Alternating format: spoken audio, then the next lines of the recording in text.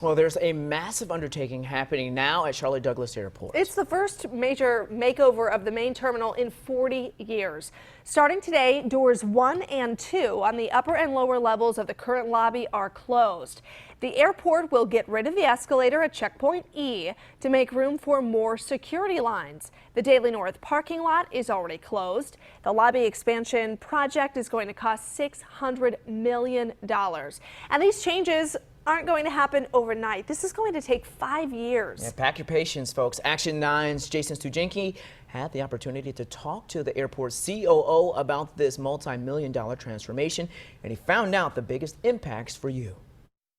Hey guys, I'm here with Jack Christine, COO of the airport here, and let's start off by talking about these multi-million-dollar renovations. What's the backstory? So this is the terminal lobby expansion project that we've been working on for a number of years from a design perspective. This is the same lobby essentially that we've had since 1982. The only new part of the building is the part that we're standing in right now, which was completed right before the Democratic National Convention in 2012 that provided us an additional checkpoint. Other than that, we've been using the same space since we opened the building. When we opened, we had 2.5 million enplanements. That's a boarded passenger per year. We now have on the range of about 7. And so we really grew out of the space, and we know that. And if you're in the building at any type of peak time, it's very clear that we have constraints in the lobby. And so this project is developed to help us with that. It expands the circulation space, redoes the ticket counters, the checkpoints, baggage claim is also being redone.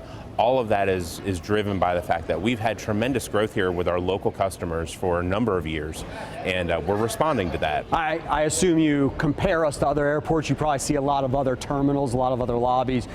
Do you have kind of like lobby envy? You go places and say, wow, this is what we need to have. It's not so much lobby envy. When we stepped back and looked at this project, we were really trying to balance what Charlotte is from a local community perspective, but at the same time provide that adequate space for our customers to use. What we hope we have ended up with is something that this local community will be proud of as their airport. You used the word growing a lot. I think also of growing pains. You even said that it's going to be cumbersome in the process. So tell me what this means for folks like you, me, passengers flying somewhere, regular people. The project is built in phases. So we'll build the first half of the new part of the building in the first phase, and that'll take us about 1.5 years, maybe 2 years to do, and then we'll flip over and do the other side.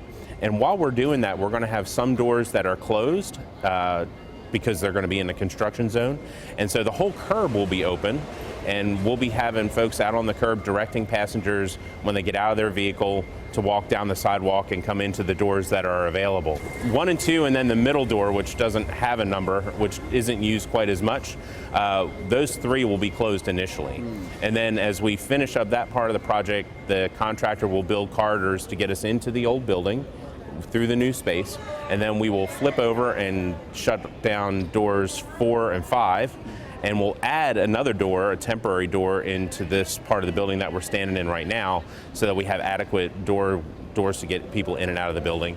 And then once we get the new part of the building complete, we'll focus our attention on renovating the existing space. The renovations are actually the more challenging part of the job because we'll be taking down ticket counters, checkpoints, consolidating those things, and the challenge is we told the team we can never go below the level of capacity that we have today in anything. And tell me about the North Daily parking. So one of the other aspects of the project is we have to build a new central energy plant for not just the ticketing or the terminal lobby expansion, but also for some of the other projects that we have coming with some additional gate expansions. So as part of that project, that central energy plant is going to be located in our Daily North parking lot, in a corner of it.